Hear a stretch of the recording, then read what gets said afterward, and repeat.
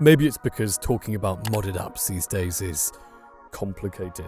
Or maybe it's because Happy Mod became one of the most toxic names in the Android world. But the truth is, this app, with its simple promise of easy and free mods, managed to split the entire digital community right down the middle.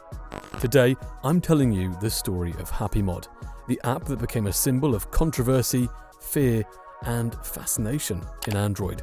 The app that promised everything for free and delivered chaos instead. Yeah, about that. Remember when getting premium features for free felt like winning the lottery? Yeah, Happy Mod was that feeling. Bottled up into an APK file and served to millions of Android users who just wanted to break the system. A lot of people remember it as Android's alternative store for mods. Others barely know it existed. But Happy Mod definitely marked an entire generation of users who wanted to break the limits of their mobile apps and games. It was a tool that lived somewhere between legal and totally illegal.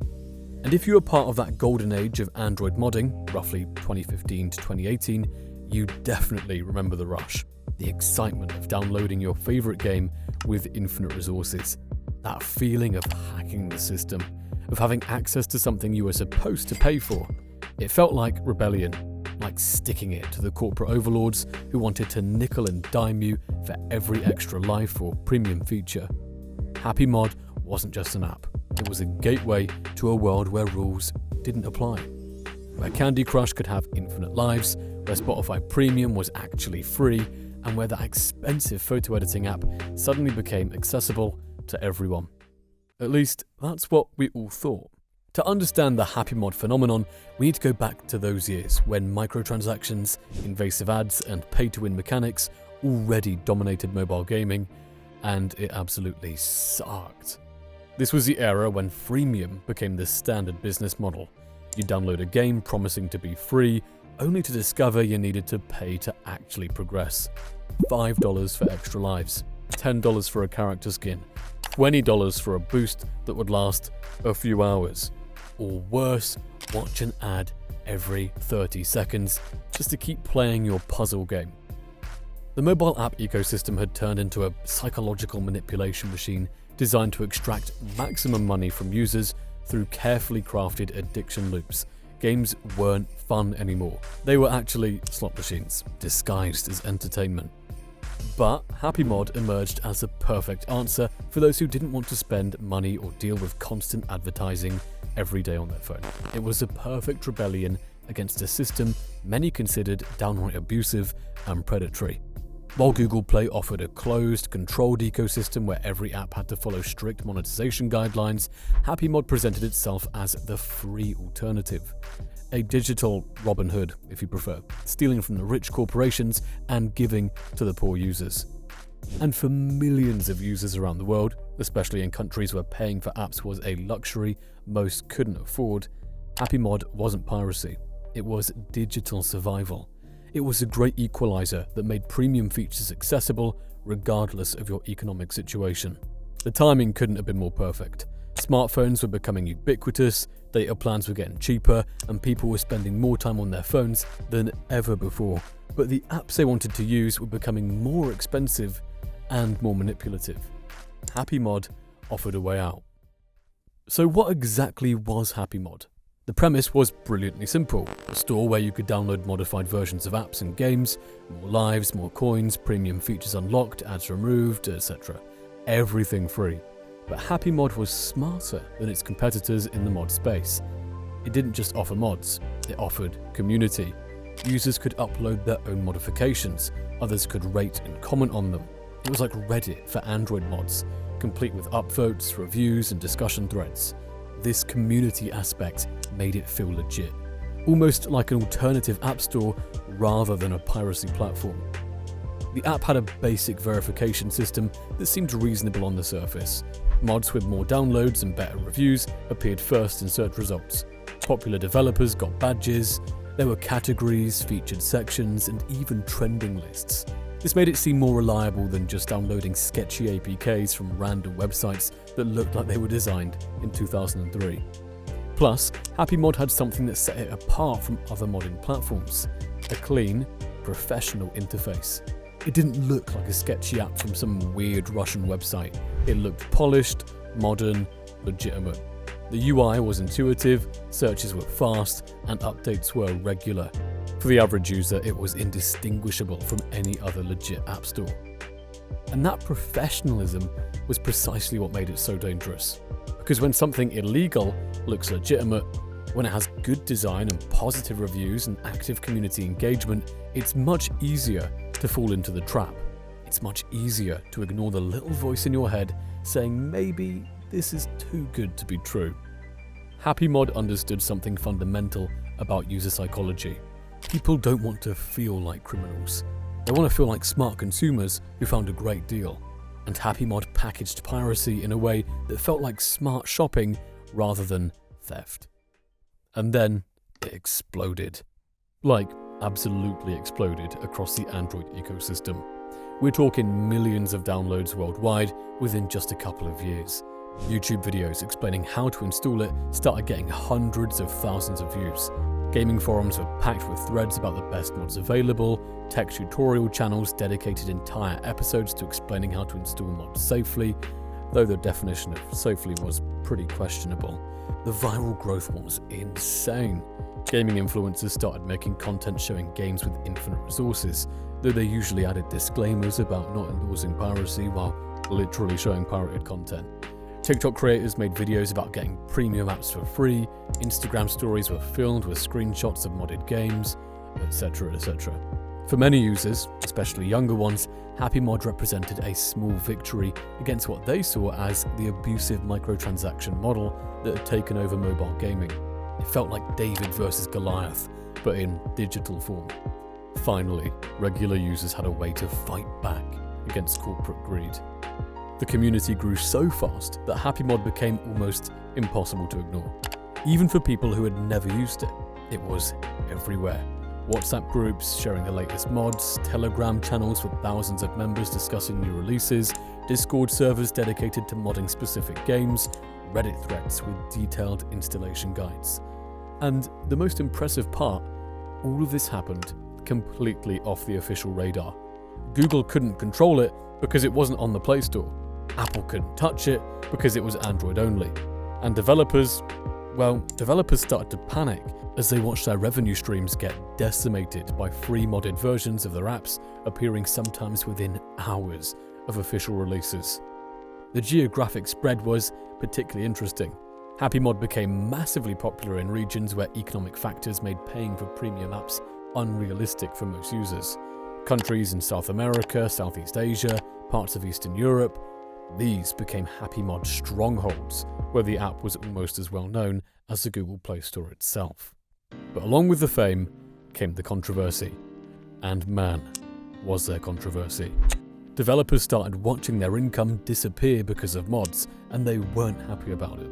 Imagine spending 2 years developing a mobile game, investing tens of thousands of dollars in development and marketing, only to have it appear free and fully unlocked on HappyMod on launch day.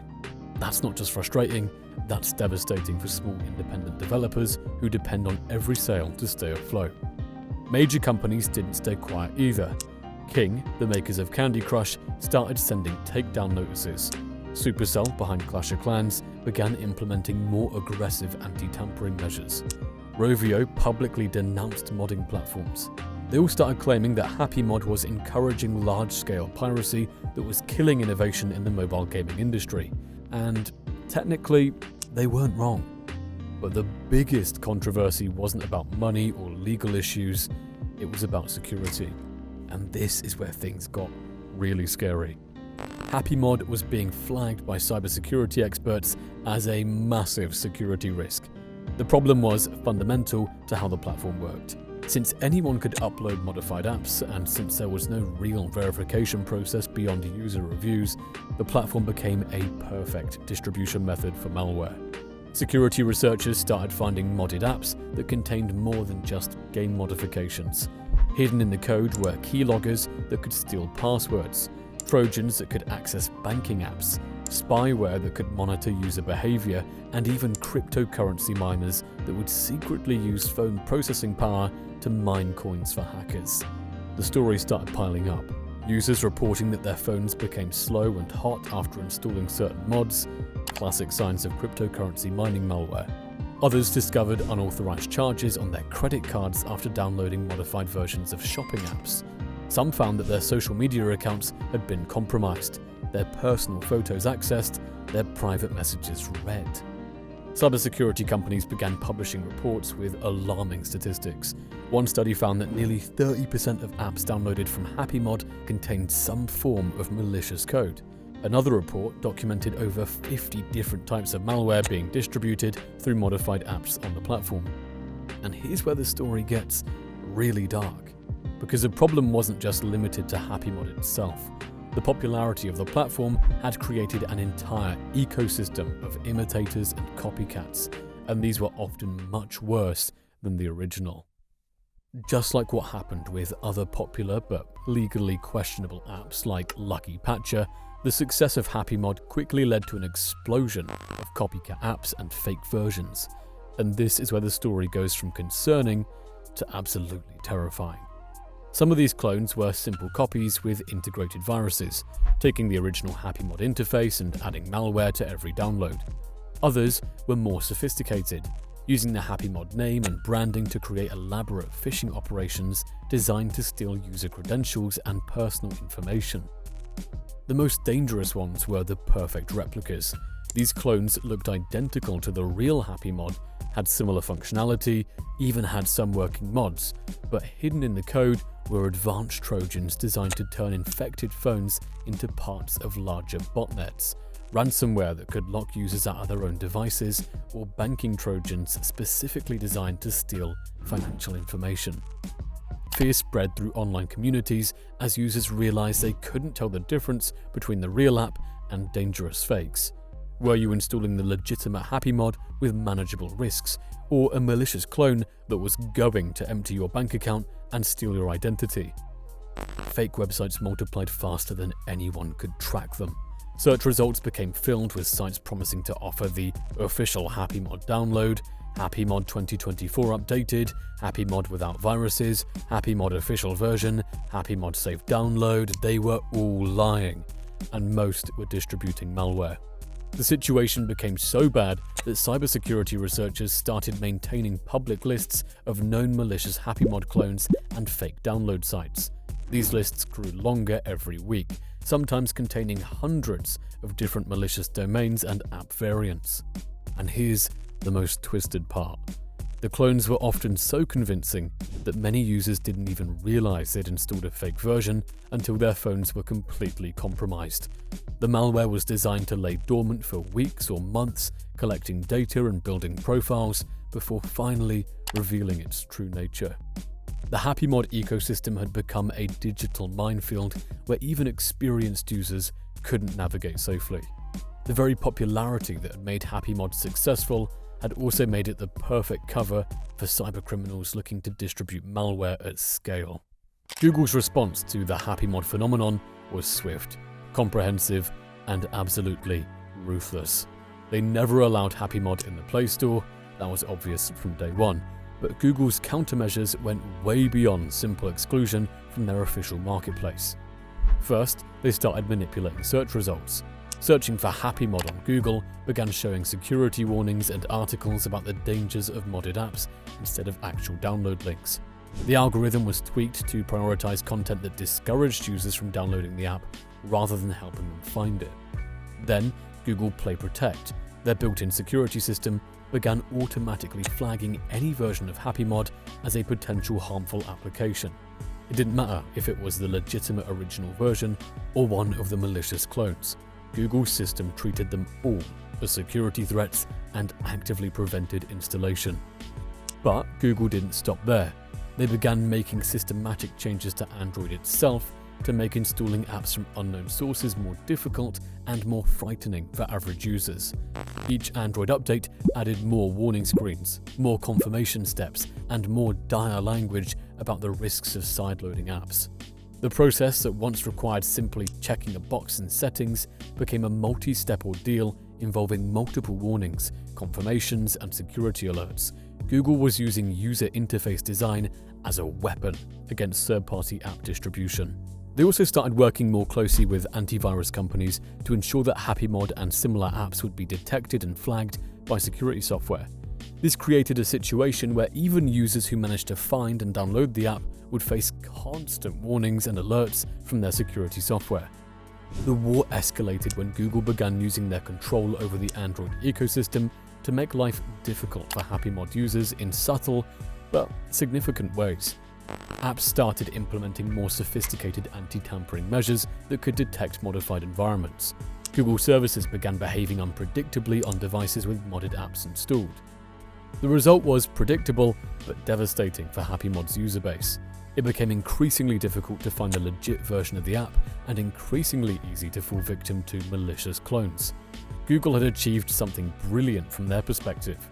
Without directly banning HappyMod or changing any laws, they had made using it so risky and complicated that most users simply gave up. The strategy worked. By making the legitimate app harder to find while malicious clones proliferated, Google had effectively poisoned the well. Users who once happily downloaded mods began associating HappyMod with security risks and potential identity theft, rather than free premium features. So, what happened to HappyMod? It didn't completely disappear.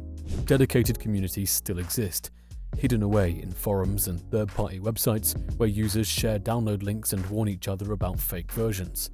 But the app's mainstream moment is definitely over. The name HappyMod became synonymous with risk rather than reward. What started as a symbol of user empowerment against corporate greed became a cautionary tale about the dangers of unregulated software distribution. The platform that promised to democratize premium app features ended up democratizing malware distribution instead. And while many users still remember HappyMod fondly as the app that gave them everything for free, the reality is that it left a permanent mark on how people think about Android security and third-party apps. It normalized the idea that getting something for free might cost you everything. HappyMod became the perfect example of how a seemingly harmless idea can evolve into something completely out of control when it operates outside established safety frameworks. It was app modification democratization that ended up becoming malware democratization too. The broader question that HappyMod forces us to confront is uncomfortable but important. Was this a legitimate rebellion against an increasingly predatory and expensive app ecosystem, or was it simply a criminal enterprise that used anti-corporate sentiment as cover for large-scale piracy and fraud? Maybe it was both. Maybe that's the most important lesson here, that in the digital world, there's rarely such thing as a consequence-free rebellion against established systems. The promise of getting everything for free always comes with hidden costs, and sometimes those costs are higher than anyone anticipated.